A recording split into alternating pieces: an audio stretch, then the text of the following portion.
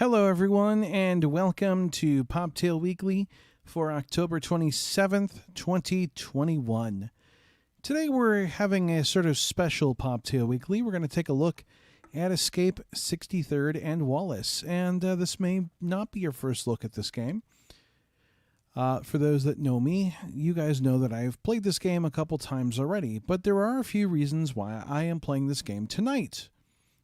Reason number one is that the game is officially fully released. Also, sorry, I'm just checking my camera really quick, and it's good. Reason number two is the game is currently half off in being celebrating the release. So all the premium content is half off. And reason number three is it is Halloween, and this is kind of a spooky little game. So I thought it was the perfect time to play it here on Poptale Weekly. It'll be its debut on Poptale Weekly, which is never a bad thing. So before I do that, though, I do have a couple announcements. Announcement number one is that, of course, as always, excuse me, as I always point out here on Poptale Weekly, we are on social media. We're live on social media, and we are, on social media. You can follow us on Twitter at Poptale Social, Poptale Social. We are also on Facebook and YouTube, which hopefully you are watching us on our YouTube. I know we are also simulcasting on VoiceSpark Live, as well as on my own personal channel. So hello to everyone watching on those channels. VoiceSpark Live. I do have some VoiceSpark Live news. The Sparkies are now live. So people can vote for their favorite skills. And I believe first, second, and third place winners will win a fabulous trophy. So before I do anything else, I do want to throw that link into the section there. I apparently, forgot to do that. So grabbing that link. I didn't put it in the description of this video, but it is there in chat. I am so sorry, you guys. I've been awake since 5 this morning. I had to get that yawn out. So, if you want to visit that, you can visit voicespark.live, and then you should see the article on the front page there. It would be kind of a long article to read the link, and we'd be here for a lot longer than we need to be. But visit voicespark.live, click on the link there, and you can vote for the Sparkies. Choose up to 5 of your favorite skills, and we'll announce the winners on November 18th. And I will be there, so that's exciting. I will be there for that. Another programming note is that I will be on vacation November, I don't remember the exact dates, but the 17th and I believe the 10th. I will be on vacation for those two shows. I am planning on running some pre-recorded stuff so that there are still some episodes going up, and we'll kind of see how my time allows for recording that content.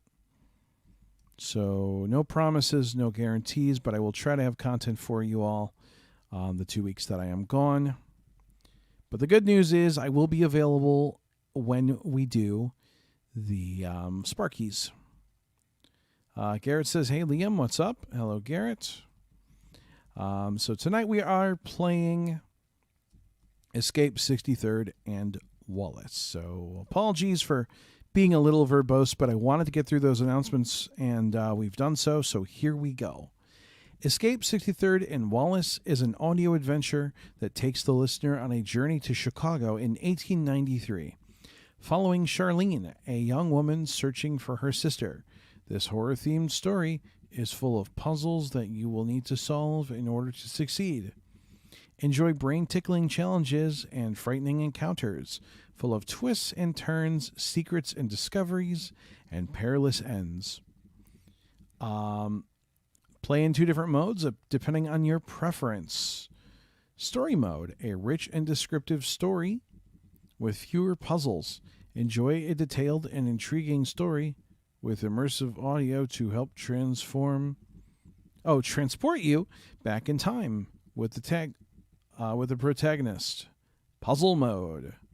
Puzzle mode means more challenges and fewer descriptions.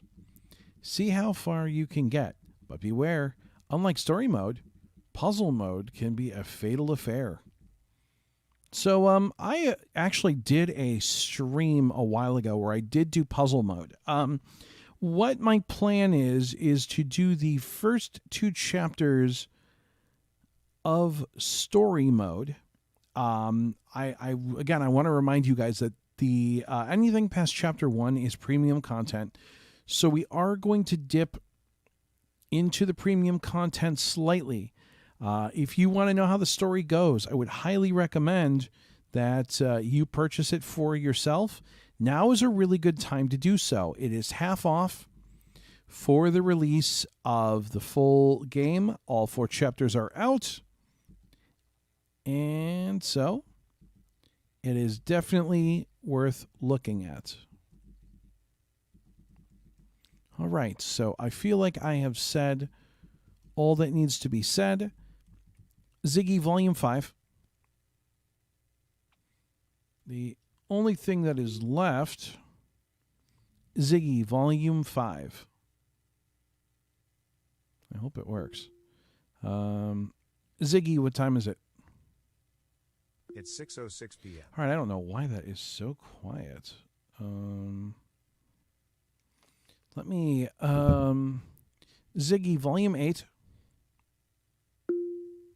Okay. Ziggy, what time is it?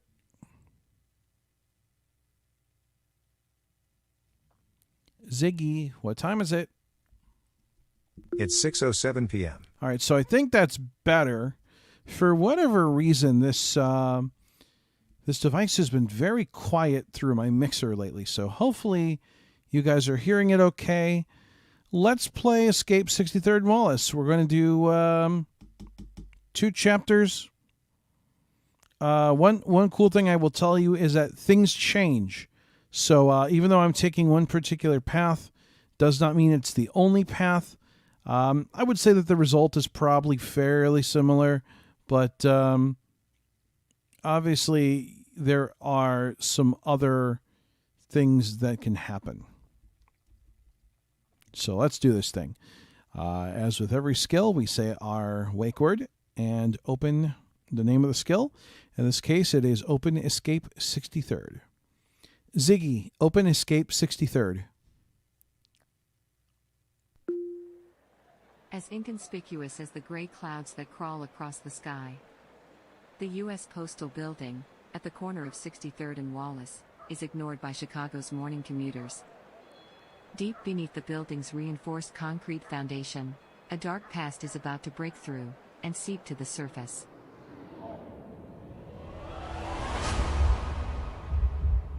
At the end of the 19th century, Herman Webster Mudgett, better known as Dr. Holmes, kidnapped and killed an unknown amount of people at this very address. We welcome you to travel through the cracks of time and come face to face with the Doctor and his murder castle. Escape from 63rd and Wallace is produced by Polar Night Studio, powered by Fabula, and presented by Poptale. A suspenseful horror story, inspired by true events, that contains sounds and descriptions of a graphic nature. Active listener discretion is advised. Escape from 63rd and Wallace offers 2 different modes. Story mode, containing a rich narrative and fewer challenges. And puzzle mode, containing less story with emphasis on puzzles. Keep in mind that you can change between the 2 modes at any time by simply saying story mode or puzzle mode. For more information, say tutorial. To hear this message again, say repeat. Otherwise, please choose either story mode or puzzle mode to continue. Story mode. Settle back and enjoy a story. Selected. Before we begin, remember that you can always say help if you feel stuck or not sure of what to do. Now, let's start the story. Entering Chapter 1 in story mode. Let's begin. You guys are going to see me reach up. Here we go. Escape from 63rd and Wallace. Chapter 1, The Arrival. Charlene, or Charlie, as she had insisted on being called from a young age, sat on the train, heading for Chicago. She came up with the nickname herself. Her mother's disapproval had been clear, but her sister Margaret had taken it to heart. In all the letters Margaret had penned to her sister, regaling her in descriptions of the White City, she had omitted one important detail. She never once mentioned the smell. Charlie would have remembered. She saved every letter, a few were even currently tucked into her pockets. Her sister had been away for over 6 months. The tone in her correspondence had shifted during that time, from promise and excitement, to hints of isolation and dread. The window next to Charlie was half open, and as the landscape rushed by, the charcoal fumes permeated her nostrils. She could no longer sit patiently, and felt that she should shut the window. Try saying, "Shut the window." Shut the window. Charlie pushed the window upwards. But in that moment, the train ticket she was holding was caught in a draft, and twirled out the window. Oh no! She hopelessly searched the passing landscape. The ticket her mother had purchased with the last of their savings was gone. Something caught her eye, distracting her from the tragedy of losing the ticket. A lifeless figure atop a hill, not far from the tracks. Hundreds, if not thousands of crows swarmed the broken silhouette, biting, clawing, and ripping bleeding flesh from its face and hands. The crow man was dressed in a top hat and black suit. From the distance, she could see dark empty eye sockets underlined by a hollow grin. Charlie stared back in sheer horror, oblivious to the noise of the train, and the chatter of the passengers fading into total silence. Time itself slowed down, like a trickling tear of wax, hardening down the side of a candle. Ice crystals began to form in the corners of the window, and she could see her breath in the chilling air. The sweat on the back of her neck made her shiver.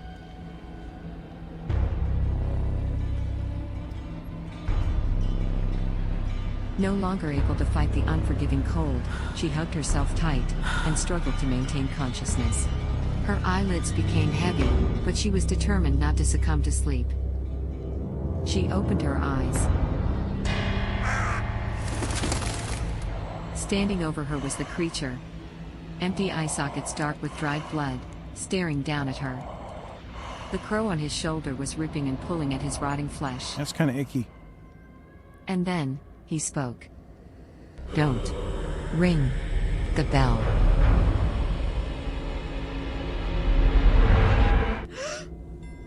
A sudden tap on her shoulder.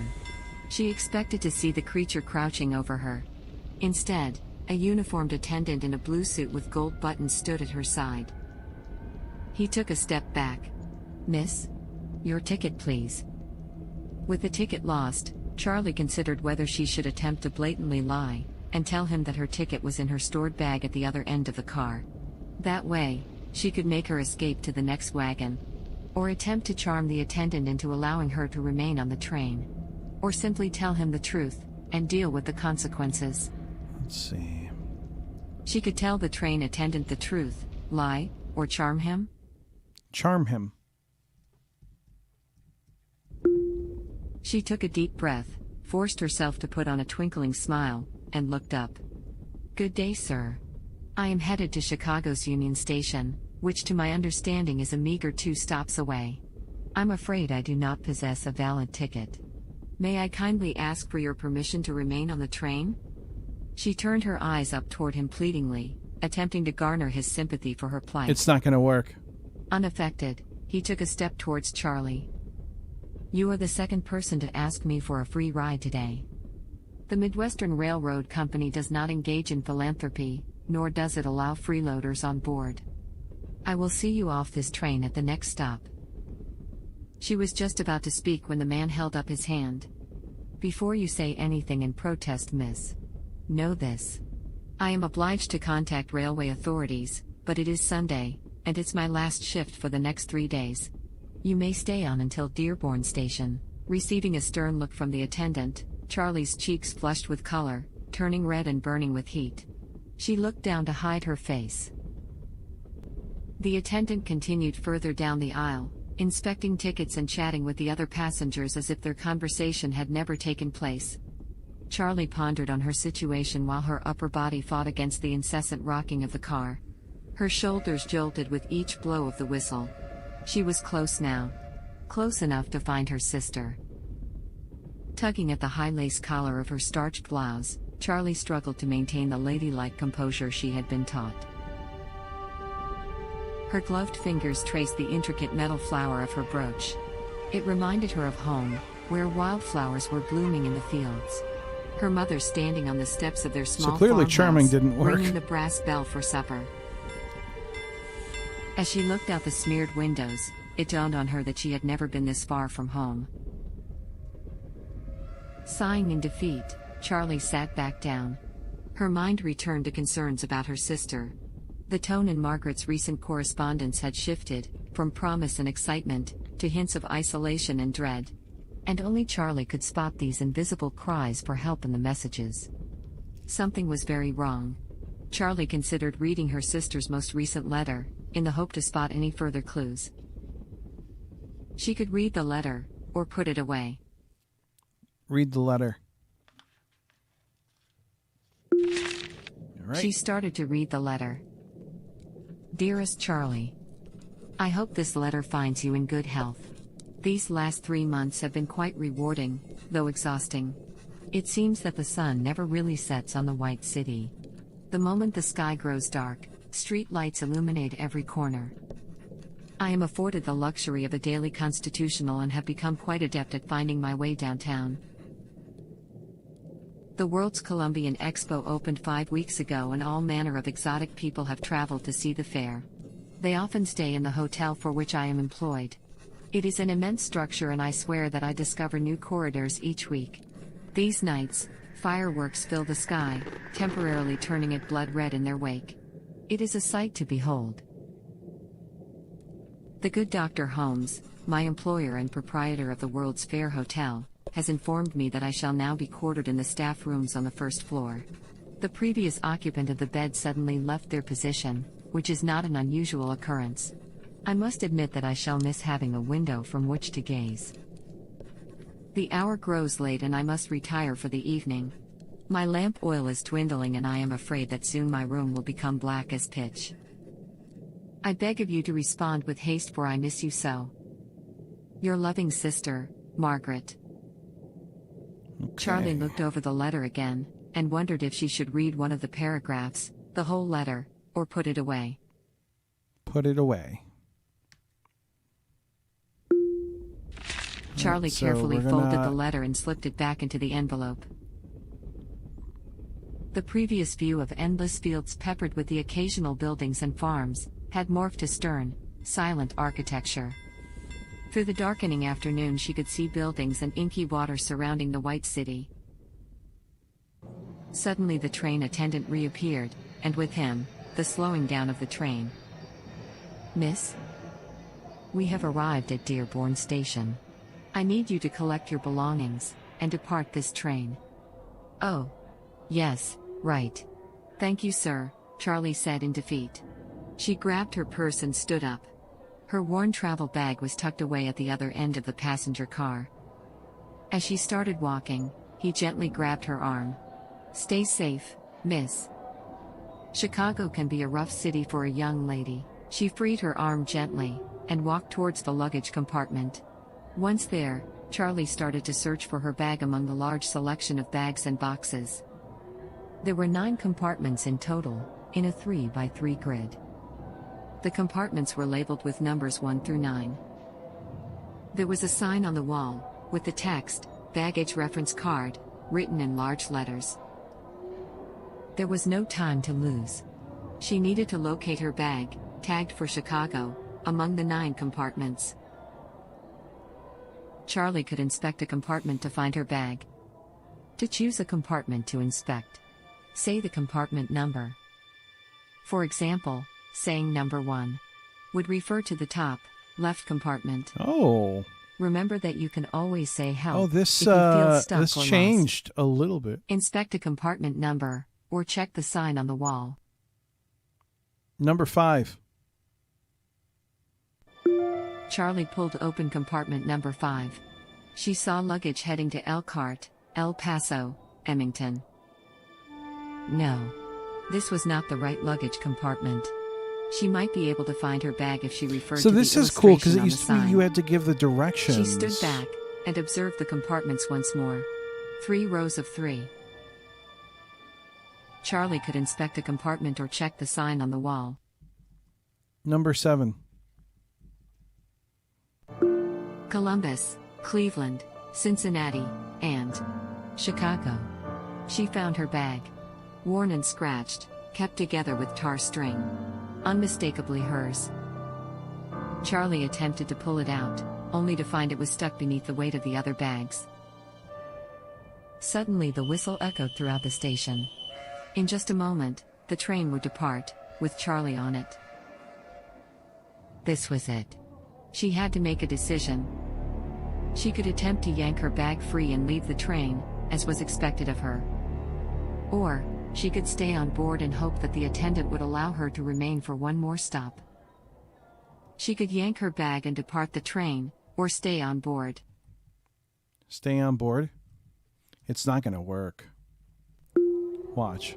Charlie could yank the bag, or stay on board. Stay on board. I'm a monster. The steam whistle announced its departure and Charlie sensed a subtle shake of the train. "You are still here, miss?" The train attendant had caught her in the act once again. He continued. "Unless Miss departs the train this very moment, I will be forced to notify the Chicago Police Department." The attendant pulled the bag free and pointed at the train door. Oh, She stepped down Down we onto the go. platform as the train slowly commenced the final leg of its journey. Dropping her bag at her side and looking around to find her bearings. Suddenly she felt short of breath. She put one hand on her chest to steady herself. Her head was swimming, and her vision became blurry. Charlie sank down to the ground. Her arms dropped to her sides as she collapsed on the concrete platform, and all went dark.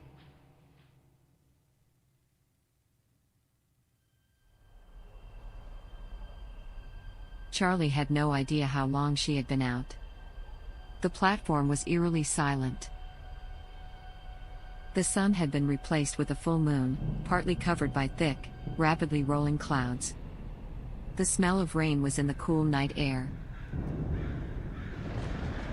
Still coming to terms with her blackout, Charlie desperately looked around to find someone, anyone, who could help her.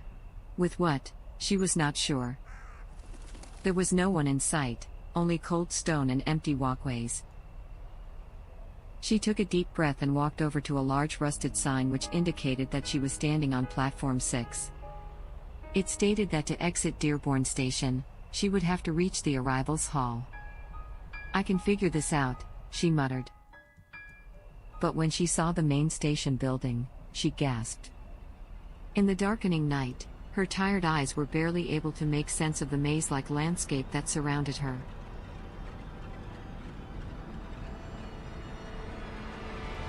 A seemingly endless amount of train tracks, buildings, bridges, massive stairways, tunnels and overpasses connected the 8 platforms, some in ways that defied logic. Balconies and overhangs ended in thin air, or connected in impossible ways. She shook her head and looked down. To her surprise, she noted that she was clutching her sister's most recent letter. Something told her that it was safe here, on platform 6, and she could return at any time if she got lost. okay. From her current position, she could see the access to platforms 7, 3 and 2. She could proceed to platform 7, 3 or 2. Or read her sister's letter. 7. She stepped onto platform 7. As the air was getting cold, Charlie had a gut feeling that she was on the wrong platform. Perhaps a closer look at her sister's letter could give her a better clue. A chill ran down Charlie's spine. Unable to shake the feeling that someone was watching her, she stopped to scan the platform with her eyes, breathing quietly so she could listen. Every corner was dark and still. She shook off the feeling and decided to continue looking for the arrivals hall. Moments later, she thought she could hear soft footsteps behind her, and spun to look but could not see anything but the austere structures of the empty station. Uncertain if her mind was playing tricks on her, she resolved to walk a little bit faster, just in case. Looking around, she could see the access to platforms 6, 3, and 2. She wondered where to go next. 3. Charlie reached platform 3. Looking around, she could see the access to platforms 6, 5, and 7. And wondered where to go next. 5. As Charlie walked towards platform 5, the air got warmer. She had a gut feeling of getting closer to the arrivals hall. She heard the footsteps again. This time louder. Uh-oh. Panic set in. She had to quickly find the arrivals hall. Charlie could go back to platform 6, to avoid the follower and start over. Looking around, she could see the access to platforms 4, 3, and 1. Ooh. And wondered where to go next. 1. As she got close to platform 1, she finally found the arrivals hall. Yay! She considered whether to return to platform 5, or enter the arrivals hall at Dearborn Station. Enter the arrivals hall. I don't know why you would As do she headed anything in, else. the rain came. At the same time, a flock of crows took flight from the nearby trees. When Charlie entered the station building, she expected crowds of busy travelers. But when she stepped through the large wooden doors, the silence was deafening. There was not a single soul in sight. No smiling station attendants, no merchants, no flower girls or yelling paper boys. Just the broken remains of the past. What was supposed to be a sanctuary of heartfelt reunions and goodbyes was instead a derelict, rotting cathedral, of broken windows, doors ripped from their frames, and walls consumed by mold and rot. Tables lay cast onto their backs, with their legs pointing toward the sky, like slaughtered cattle. Rusted station signs peppered the scene. Not a cathedral. It was a crypt. A thick layer of dust and debris covered the large space. She looked up. Rain poured down through the broken windows and the ceiling far above her. Faded pillars of moonlight dimly lit the floor. As if imprisoned, moths floated within the beams of light. Suddenly the doors behind her slammed shut. She looked towards the arrivals hall and saw the familiar rows of wooden benches where one would expect cries from restless children and their anxious parents. Instead, the benches were covered with tattered old tarps. Charlie froze in her step. The crow man was waiting for her. The deformed body was slumped on one of the wooden benches. A black bird flapped its wings impatiently, a strip of gray flesh hanging from its sharp beak. Ew. Without turning toward her, the crow man raised his arm and held up a piece of paper. She inched closer and saw her train ticket. And then, the creature spoke once more. "I told you to stay away."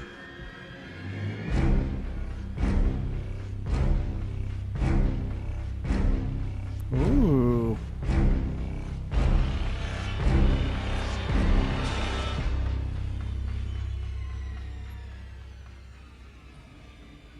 You have successfully completed Chapter 1, The Arrival. You can now hear Charlene Weatherford's character profile based on how you played. Would you like to hear it? Yes. Here is the character profile of your own version of Charlene Weatherford, based on your decisions in Chapter 1. In your story version of Escape from 63rd and Wallace, she is prepared to manipulate people to get her way, and does not stop trying to bend their will until they grow tired of her. Yeah. One would assume that because of Charlie's manipulative nature, that she would have great attention to details. But unfortunately that is not the case. Looking closer at Charlene's relationship with her sister, it is clear that it's very close and sisterly, which does not come as a surprise considering they are siblings. Charlene reads all correspondence that is sent to her from Margaret. Lastly, it is promising to see Charlene's excellent ability to adapt to new situations and scenery. A skill she would be wise to continue to hone on her journey to the World's Fair Hotel on 63rd Street and Wallace Avenue. Okay. All your choices in Chapter 1 will get carried over to other chapters. Would you like to continue with Chapter 2 now? Yes. Entering Chapter 2. I think we're going to go part of the Let's way begin. through Chapter 2. I don't think we're going to completely finish it. So we're going to do a Chapter couple 2, choices. The doctor's appointment. Because I don't In know if I Chapter want to spoil 1, it for you Charlene guys. Weatherford was told to depart the train at Dearborn Station. Yep. Once there, she encountered the mysterious Crow Man. It's time to wake up. A perfect circle of wide eyes stared down at Charlie. Her eyes shot open. She found herself sprawled out on a white marble floor. Her pounding headache was temporarily forgotten, as she noticed the crowd that had gathered with raised questions of concern and curiosity. Charlie could stand up, or stay. Stand up. She hastily stood up, her wobbly feet threatening her balance. She refused to look at anyone in the curious crowd and focused on her dress instead. Her mind worked frantically as she first brushed off the dirt, and then straightened the dress out. When she had gained her composure, she cleared her throat, and addressed the people still standing around her. "Thank you kindly. But I feel fine now." She forced a smile and continued. "I'm just fatigued from the strenuous train ride is all." The crowd started to disperse. Some undoubtedly disappointed, having expected more of a spectacle, while others genuinely worried, were satisfied with her statement. Charlie took one last deep breath before grabbing her travel bag and headed towards the carriage pickup area, outside the train station. She suddenly stopped as she approached the entrance, the hairs on her arms stood up and a chill rushed through her spine. She took a quick look around, and locked eyes with a small man in a red fez and an oversized dark jacket. His intense, near-hypnotic stare, and nervous smile under a thin mustache, made her headache known again. That's when she saw the name on the blackboard he was holding. C. Weatherford. Perplexed by the notion of a stranger knowing her name, and her search for her sister in this very city, her instincts told her there was a connection. She could investigate who this man was, or avoid him and go straight to her sister. Avoid him. Charlie started walking towards the train station exit. She could feel the man's eyes at the back of her neck. The coachman she had hired whipped the horses to life, and they rushed through back alleys and streets, while the people of Chicago celebrated under a firework-lit sky. Despite the shabby interior and unrelenting vibrations from the carriage's ironclad wooden wheels, Charlie tried to make herself comfortable. The leather seat, sunken to the point that Charlie felt she was mere inches from the ground, was worn with several failed attempts to mend its holes and rips, and the pungent smell of burnt tobacco clung to every piece of fabric. Suddenly the carriage shook violently and Charlie's handbag sprung up in the air, its content poured out and down onto the pitch-black floor space. While picking up her bag, she could see a small shiny object on the floor that she hadn't noticed before. She could pick up the shiny object, search for her items, or look outside, and enjoy the spectacle of the World's Fair. pick up the shiny object. Congratulations. You found a historical document. Would you like to hear it? Yes. While The Escape from 63rd and Wallace is a fictional story, many aspects of it are based on actual events. The story takes place in 1893, and our protagonist, Charlene Weatherford, is traveling to her sister in Chicago. During this time, the bicycle had become very popular, and played a large part in women's fight for their rights. Here is information from an article named, How the Bicycle Paved the Way for Women's Rights. From The Atlantic, written by Adrienne LaFrance.